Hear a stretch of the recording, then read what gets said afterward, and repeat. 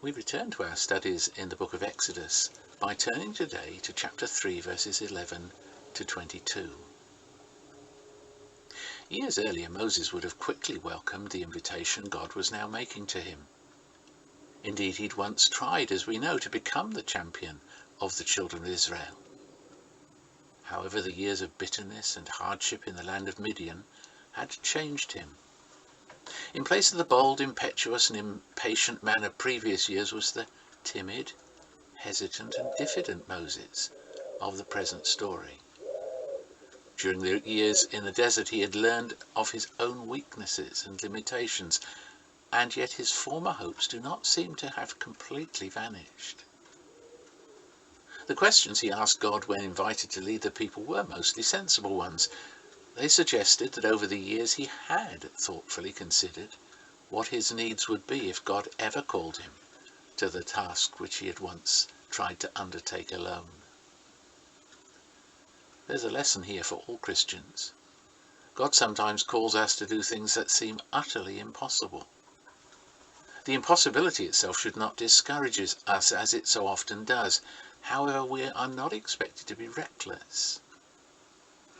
Like Moses, we are to give careful thought to the resources we need and then seek them from God. There would be far fewer casualties among Christian workers if they had all followed the example of Moses.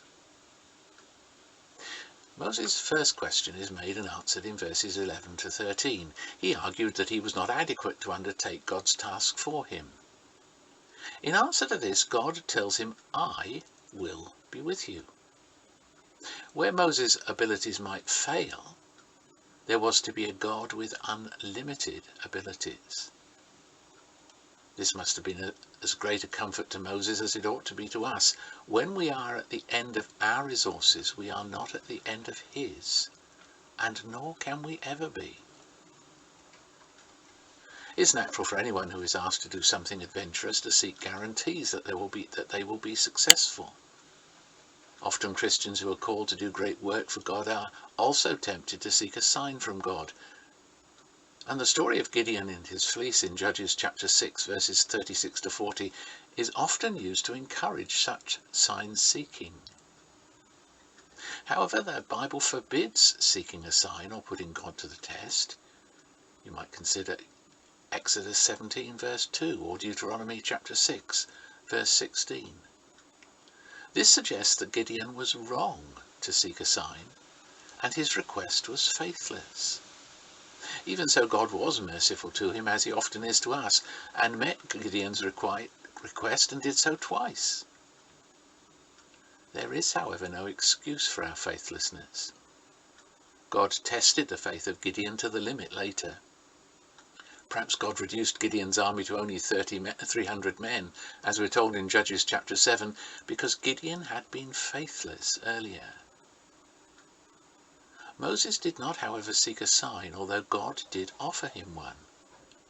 But what a strange sign it was. God told Moses that his success in delivering the people would prove the Lord was with him. In fact, this is the truest sign of all. The Lord says to us all, "Go, and your success will show that I am with you." Reinforced by the assurance of God's presence, we should need no further guarantee to our own faith. Moses' second question is recorded in verse 13. The reason for his question is, however, not immediately clear. There is a widespread superstition in many parts of the world that the knowledge of a person's name is able to give special power to anyone who knows it. It is possible that this sort of idea lay behind Moses' request. However, it's more likely that Moses' words reflect a belief that a new revelation of God would be accompanied by a new name. Perhaps Moses also wished to know what to say about God to the people of Israel.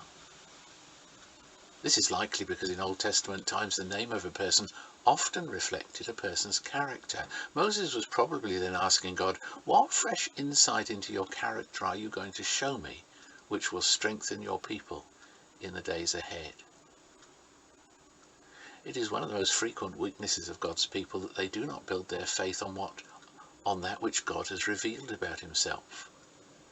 The inevitable result of this failure is seen in the spiritual instability of so many believers.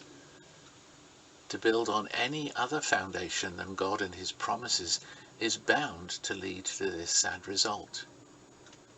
For good reason then, Moses sought a fresh revelation of God, appropriate to his own needs and those of God's people.